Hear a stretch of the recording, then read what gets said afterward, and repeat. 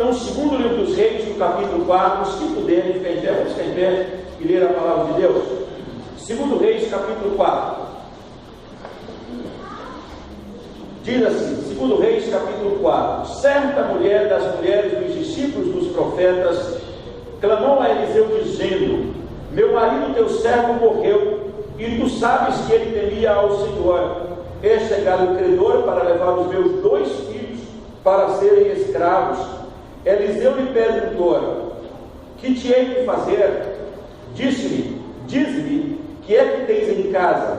Ela respondeu: a tua serva não tem nada em casa, senão uma botija de azeite. Então disse ele: vai, pede emprestadas vasilhas a todos os teus vizinhos, vasilhas vazias, não poucas.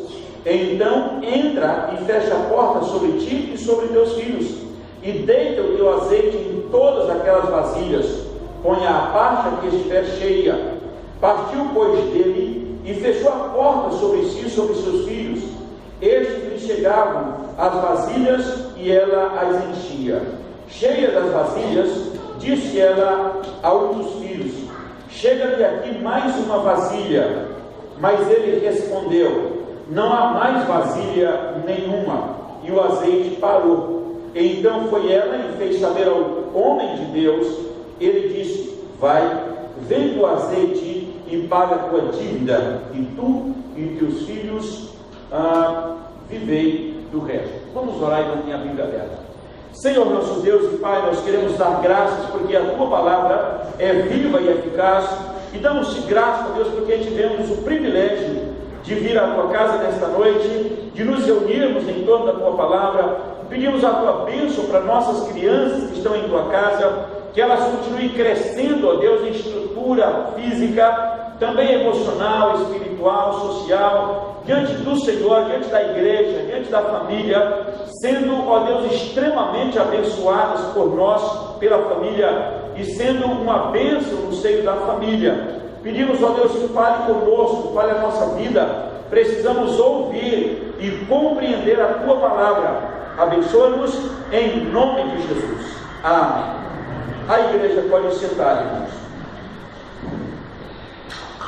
Irmãos, de novo, quem tem voltado os olhos para o nosso noticiário, aqui na América do Sul, Venezuela, o próprio Brasil, nós temos visto a angústia, o desespero de tantas famílias, sem contar a história da Síria, que não é de hoje, o desespero de chegar em algum outro país da Europa, e centenas de pessoas morrendo, porque as vasilhas estão vazias, ou seja, há guerras, há dificuldades, há lutas tremendas, uma crise muito grande, e as famílias procuram melhores locais, ou países, ou vizinhos, enfim, há uma certa angústia, um desespero por melhor situação. Israel está mergulhado em termos de 874 anos antes de Cristo, numa das grandes crises, tanto financeira, social como espiritual. O que nós tivemos com o grande reinado de Saul, logo que o reino passa de teocêntrico para um governo nas mãos de um rei, o Saul reina, depois vem o Davi, depois vem o Salomão, depois vem Roboão e Jeroboão, e depois de uma sequência o reino se divide, vai para Judá, Samaria, Jerusalém, tinha uma confusão dentro da nação de Israel, mas entram dos reis terríveis, aqui é Acabe, casado com a Jezabel. A Jezabel era uma mulher extremamente idólatra, que buscava a sua religião no deus Baal, e aí leva o seu esposo, que não tinha muita convicção espiritual. Também Acabe começa a adorar o próprio Baal, e Israel entra numa recessão espiritual sem precedência, ao ponto de uma boa parte caminhar também na idolatria a Baal. Vem Eliseu, vem Elias, há um confronto grande com os profetas de Baal, e cerca de 450 profetas de Baal são mortos. Israel então começa a se voltar para Deus, mas nesse período há duas grandes vozes proféticas, que é a do profeta Elias e agora a de Eliseu.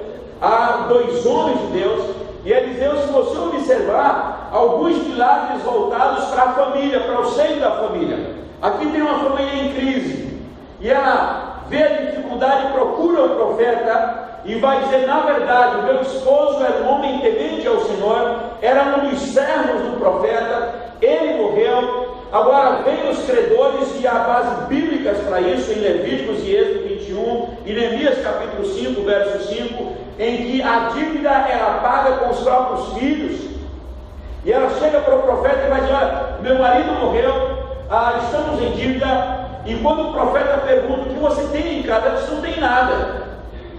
A tua serva não tem nada em casa. E ela lembra, ela diz: na verdade tem uma botija de azeite. E aí vem a ordem do profeta. E eu quero pensar com os irmãos sobre esse tema, vazias. Porque hoje o desespero e a angústia exigem que você peça vasilhas cheias. Na sua porta todo dia alguém bate, mas ele quer vasilhas cheias. Outro dia na minha porta era 2h30 da manhã, um indivíduo pedindo uma lata de leite, mas antialérgico, tinha que ser de soja. 2h30 da manhã. Por que não saiu mais cedo?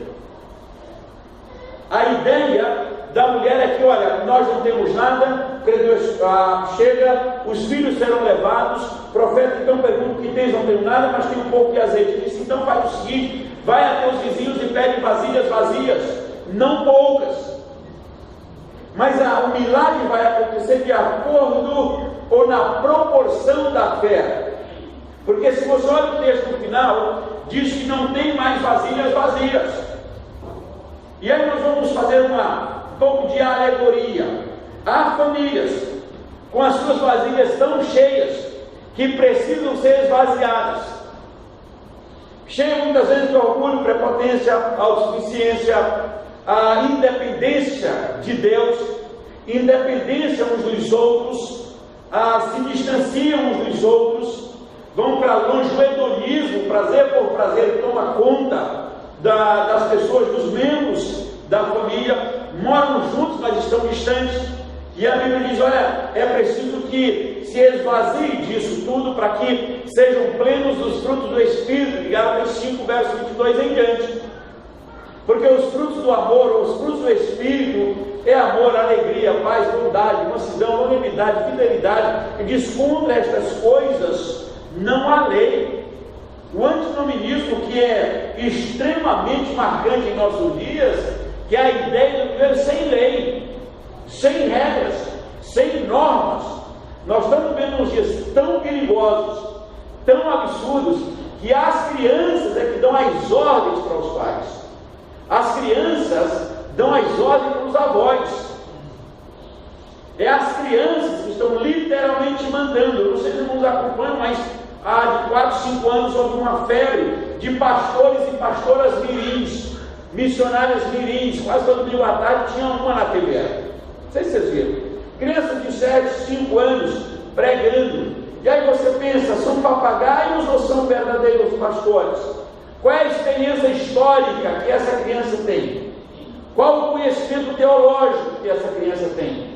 Qual o conhecimento bíblico que essa criança tem para ser uma missionária, uma pastora mirim? Deu ibope, de repente parou e subiu. Não digo que uma criança não possa ser convertida, que uma criança não possa compartilhar a palavra de Deus, mas ela não tem bagagem emocional, histórica, ou teológica, ou sociológica, ou estrutura psicológica, ou bíblica, para transmitir essa palavra de Deus para ser pastor. Na verdade era só ibope, houve, de repente desgastou tudo e parou por aí. Mas em nossos lares, nas escolas, tanto é que quando uma criança hoje transgride, e a professora, ou a diretora, ou o diretor toma uma atitude, os pais vão geralmente a favor das crianças. Não digo que você não precise e não tenha que defender os seus filhos, tem sim. Mas o princípio normativo bíblico é que a criança precisa aprender a obedecer os pais, porque a Bíblia diz que a promessa de vida e vida longa, ela precisa aprender a obedecer a Deus, aprender a obedecer as autoridades constituídas, aprender a respeitar as autoridades. Eu falei de manhã que a maior parte de vocês, da nossa geração, era criado, os pais diziam o seguinte: olha, se você arranjar confusão na escola ou na rua, se você bater lá, você vai apanhar em casa. Se você apanhar lá, você vai apanhar em casa de novo. Ou seja, para ter normas. E hoje nós estamos vendo que as crianças, os pais assumem de tal forma a personalidade dela, que ela tem que ter sempre o de bom e de melhor e jamais ser contrariada de vez pelas autoridades constituídas. Isso é um problema sério, porque elas começam a crescer e elas vão achando que literalmente elas são donas do mundo, tudo está a seus pés. São exigentes, egoístas, e é uma primeira geração, e talvez nós sejamos a última geração que obedeceu os pais, e estamos com a primeira geração em que o papel se inverteu. Os pais obedecem às crianças. Isso é um problema sério. Nós não sabemos como vai ser isso futuramente, porque os asilos estão cada vez mais cheios de filhos que não têm tempo de cuidar dos seus adultos, e aí interna diz assim: pastor, mas lá é muito bom, eles se divertem, como se esse adulto, esse maduro na fé, não tivesse sentimento. A Bíblia diz: não abandones o teu pai quando vier a envelhecer, não abandone a sua mãe quando ela chegar às canas, aos cabelos brancos. E o que nós temos visto literalmente é um abandono ao ponto do governo fazer uma lei para que os filhos cuidem dos pais. A Bíblia já estabelece isso. É responsabilidade nossa, dos filhos cuidarem dos seus pais. Claro que há casos extremos de enfermidades e de outras situações que às vezes precisa levar para um hospital, levar para um local de cuidado, mas o que a Bíblia diz é que cada família deve cuidar do seu adulto, cuidar do seu ancião, e as crianças precisam aprender com os anciãos. A Bíblia diz que com os adultos ou com os velhos estão no conselho, e é preciso que se aprenda, que haja respeito, que haja maturidade. As famílias estão cheias de tantas coisas, estão transbordando, que precisam ser esvaziados para ser pleno de coisas extraordinárias, como fé, amor, esperança, compreensão, responsabilidade social. São valores que precisam ser de novo restaurados. Agora, uma outra situação que nós como família podemos pensar, e alguém pode pensar, a resposta para o profeta é: olha, não há nada em casa. Há pouco eu estava falando com o conselho de pastores lá de Cascavel, e falando exatamente desse texto, falando: mas o que vocês ainda têm em casa, ou têm em família, ou têm na igreja? Se sobrou um pouco de azeite, então precisa ser usado. Porque em algumas famílias, ou em algumas situações, as pessoas desistem. Ela faz mais ou menos o que a mulher diz, no entanto, ela não lembra que tem uma botija com azeite. Olha o que diz no verso de número 2. Eliseu lhe perguntou: o que te hei de fazer? Diz-me, que é que tens em casa? Ela respondeu: a tua serva não tem nada em casa. Alguns líderes de família, mulher ou marido, ou a própria família, diz: olha, em casa não tem mais nada, não há mais esperança, não resta mais nada, não tem nada. De repente ela lembra: olha, há uma botija com azeite. Se você ainda tem um pouco de azeite, e aí você pode espiritualizar sem nenhuma heresia, mas resta encontro na igreja, resta fé, resta amor, esperança, misericórdia, bondade. O que ainda resta? Encontro familiar. O que resta? Então é preciso ser colocado nas mãos do Senhor. A tua causa não está perdida. A nossa causa não está perdida. Havia dívida, havia os credores, havia os meus filhos, seriam pagos, seria usado para pagar a dívida. De repente ela diz: então há um pouco de azeite, então pegue vazias, mas não poucas. E parece-nos que a mulher pediu poucas vasilhas. Se você observar, diz que ela manda os filhos pedirem, há uma palavra interessante aqui, vasilhas vazias a todos os teus vizinhos. sei quantos vizinhos eram, mas pega as vasilhas vazias a todos os teus vizinhos.